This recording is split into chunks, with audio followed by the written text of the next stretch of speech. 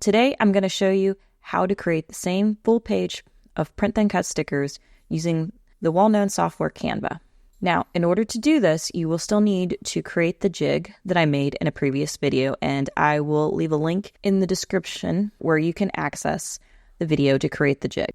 So when you go over into Canva and you've copied over the template that I've shared, you're going to open up the document and it's going to look like this. It's a simple looking document. There's not really anything too exciting in here, but it has everything that we need. This document is 8.5 by 11 inches, which is the letter size format that most US printers use. If you are European, you will need a document size a little different. And I will look into perhaps trying to make those and share them as well. But for now, this is a letter size document for letter size paper. So we go to layers. So you'll see that it's got really only 2 layers plus the background, which is this gray color. And I've changed it to this gray color so that I can see the white border on my stickers and make sure they're the right thickness. Or when we go to save it out, if you have a Canva subscription, you'll be able to save it with a transparent background, and that gray color will go away. It won't come with it. If you don't have a Canva subscription, don't worry. There is a workaround for that, and I will show you what that workaround is when we get to the saving point. In addition to that, there are 2 layers in here. One is the registration marks, which are these black squares that help Cricut recognize the entire size of this file. And then the red layer is sort of a boundary where you should put your stickers just to make sure that when you print them, you don't get them cut off, because some printers will have a little bit of a border. And I mentioned in a previous video how the borderless function doesn't always seem to at least work on my printer. And it makes more sense to just tell it to print the item at 100%. And I usually get a little bit of cutoff, about half of what these squares are, but that helps me line things up. So this red area is just kind of a safety border area, and before you go to save this file, you're going to want to make sure that you either delete this layer, or better yet, click on transparency and set it to 0 so that you don't see it at all. So, but I'm going to leave this on 100% so I can see it. So now I'm going to add in my art onto my sticker sheet template. And you can do this really with anything you want. You can, even if you want to add like elements from Canva and turn those into stickers, or you can bring your own in. I do recommend that you bring in your own art, or you really change all of these elements out in Canva, because I mean, these belong to Canva. So just selling this as a sticker is technically copyright violation. So I'm going to use my own art. So I'm going to go over here into my uploads, and I'm going to pull my little alien flower that I made a little while ago. And I am just going to size him down a little bit, around about 3 inches or so. That's usually what I like to set my stickers to. Before I go to duplicating him multiple times, I want to create a little border so that he will have a little bit of a white border when I go to cut the sticker. So to do that, I'm going to edit the image, and then I'm going to go over into shadows and click outline. And I want this outline to be white. You can already see a little one pops up. I'm going to increase the size until it makes sense. I usually do my border around 65 or so. At least that's what seems to look right when I bring it into Canva. So now that I've got that, I'm going to drag my little guy over here so that it lines up pretty much right in the area. If the little extra white goes over the red border, that's okay, because obviously you're not printing the color white on your printer, but I want to definitely make sure that the color is within that red border, which it is. So now that I've got one sticker in place, I'm going to basically fill this sheet, and I can do that really by duplicating. And you can use all of the alignment functions in Canva to help try and fill this sheet. And I'm going to again slide my little guy over. I'm going to grab all of these. I'm going to right click, and I'm going to just kind of tidy up so they're all like spaced evenly. And then I'm going to use my little mouse to line them up so they fit within my little red border here. Looks pretty good. And then I'm going to group them. So now I've got 4 of them in here. And I'm going to duplicate and drop this down. Duplicate again. Group. There we go. And duplicate again. Looks pretty good. I could get these pretty close, as you can see, so that if I had like another sticker or something that I wanted to use down here, I could. I don't think I have anything that I want to use right now. So what I'll do is I will go ahead and just grab this group and this group and this group and this group. And I'll go ahead and just kind of center it on the sheet. And then one last thing, open up my layers, go to my inside sticker, just go inside, and I'm going to set this transparency to 0. So now this file is all set at this point to be exported out as a transparent PNG. So what you do is you just click share, download, and you're going to want this to be PNG, and you're going to want a transparent background. And then you can just click download, and it saves it. And then if I were to open it up, you'll see in preview, this has been downloaded, and it's transparent because we've got this gray background, and that'll print perfectly just what I need. I'll usually I'll Command P to print. And then remember, with the scale, you always want to set it to 100%. And as you can see, you get a little bit of a border here, but it will print out and look absolutely beautiful. And I'll be able to run this into Cricut. So now we're over here in Cricut, and I'm going to show you how we print that full page sticker sheet that we just created over in Canva.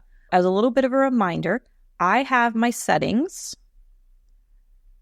on my load types. I have my map set to 12 by 24, and I have the print then cut page size to 11 by 17. Now, I showed you on a previous video, you can use a 12 by 12 mat with the template size cut down, although admittedly, I use my 12 by 24 cut mat because it seems to just kind of hold the paper a little better. We're going to click upload.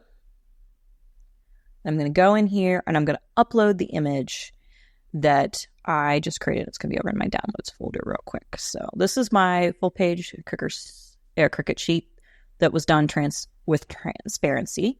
So as you can see, it looks pretty good. And I'll click continue and it will bring it in. And you're going to want to set it as a flat graphic, aka print then cut. So we have that here. I'm going to upload it. It's going to come in, and then I just need to adjust the size so that it is an 8.5 by 11 inch paper. There we go. So we've got 8.5 by 11 inch size. So this is all set and ready to go. And it thinks the resolution is low. I don't know why. But it's not giving me any errors in terms of print size because it says, oh, this is no problem. You're going to be printing on a tabloid sheet of paper. So I'll click over onto Make It. I don't need it saved at the moment. Make sure that when you bring it into the Cricut mat that you drag and drop to the upper left corner so that it snaps into place. That way the margin all kind of stays the same. You would think that it would snap into the upper left corner, but it doesn't seem to. And with the way Cricut kind of likes to make little changes here and there, it's always better to make sure that you've got it in the upper left corner so that they're always in the same place. As far as I can tell, or at least right now, Cricut hasn't changed the boundaries for the print then cut. So this will help ensure that the template works, throughout iterations of Cricut for now. They may change things on me. We do that, and then you'll just simply click continue. And you've already sent it to the printer, so you'll click I've already printed. And then once your Cricut machine is connected, you will set it to whatever cut settings you want and go from there. What if you didn't have the Canva subscription? How would you go about dealing with that? Well, there's going to be 2 steps that you will need to take.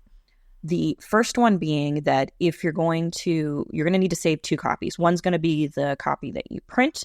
The other copy is going to be the one that you're going to send it to Cricut. What you're going to do is just go ahead and save it. Like I told you before, only this time you won't click transparent background, but you'll click download and it will download and create a file that will look like this, and you'll get this gray background. And that's okay. We're going to use Cricut's background erase feature to remove it. And I've tried this with a couple different colors, including like a really bright green and all of that. But honestly, this gray removes pretty well. For the print copy that you want, you're going to want to open up your layers again. And for your background, you're going to want to set your background to white. That way, when you go to print it, it's not going to try and print an additional color. So you'll do that and you'll save it out. So for instance, I'll go and I'll download no transparent background. And I'll save that sheet. And then you'll see if I go to open it, you'll notice that it comes out with a white background. And it's going to look the exact same if I were to print it. I hit Command P, you'll see it looks the same as long as I set the scale to 100%. Prints the exact same because it's white. It's not going to use any ink. So back in Cricut, what we'll do is click Upload, and Upload Image, and I'm going to click the one that I downloaded that's got the gray background, and I'm going to click Continue. Now all I really need to do is use this background feature that it shows at the beginning and tap, and it should remove everything. And if you want, you can double check and make sure by zooming in, does it get pretty close? It looks like with this one I have a little bit of a border. So if I wanted to make it, maybe try and pull it in a little bit more, I can click Undo. And you can play with this color tolerance here. Gray 264.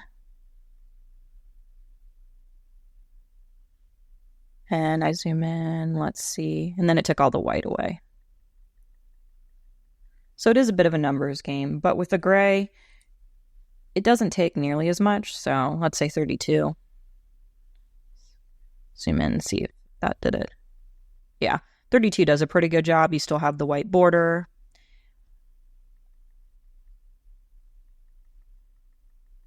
And you've got the black squares, which are important. So I can click Apply and Continue. Bring it in as a flat graphic. Upload. And it'll come in here with everything I need. And then it's just a matter of adjusting the size. If you lock it and type in 11, it should come up at about 8.5 or pretty close, 8.497. In fact, if I wanted to, I could even unclick it. There we go. It shouldn't make much of a difference. It's literally 1,000, 3/1000 of an inch. So that's everything that you need to set up on your Cricut canvas. And then you'll just, again, go to Make. Like I showed previously, make sure you drag and drop to the left-hand corner so that it snaps into place, and then load it on your map. So I'm going to send this to the printer, and we'll see how it turned out. So I've got my board, and as you can see, my sticker sheet printed pretty well. So I'm going to get it in place, and I'm going to take a moment and put a laminate layer over it. And then I thought I'd do some holographic. So it's kind of hard to see on video, but it's pretty. One of the nice things about this full-size sheet of stickers is that because this laminate is the same size as the full sheet of stickers, I don't have to worry about cutting anything down, and I'm not wasting nearly as much material. And as you can see, this lined up beautifully, peeled no problem, and it's just so satisfying when I am able to print an entire sheet of stickers and save quite a bit of material as a result. So there you have it, guys. Easy full-page print and cut stickers made using Canva rather than PROCREATE. Now, you can actually use this method that I showed you with the border and the full-page template on really multiple imaging programs. In fact, one of my favorite programs to use this in actually is Affinity Designer or Affinity Photo, because I use the Affinity suite, because you only have to pay for it once rather than dealing with a subscription. It's really awesome software, and if you want me to demo how to do that, make sure to leave a comment below, and I will create a video going over that and how you can add an easy outline to your stickers there. I will leave a link below to the Canva template that you should be able to copy over into your own Canva space and use for free.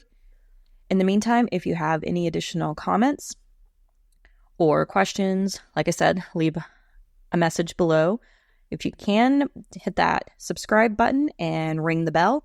That way you know when I drop new content. Enjoy making stickers, and I hope this Cricut hack was really helpful.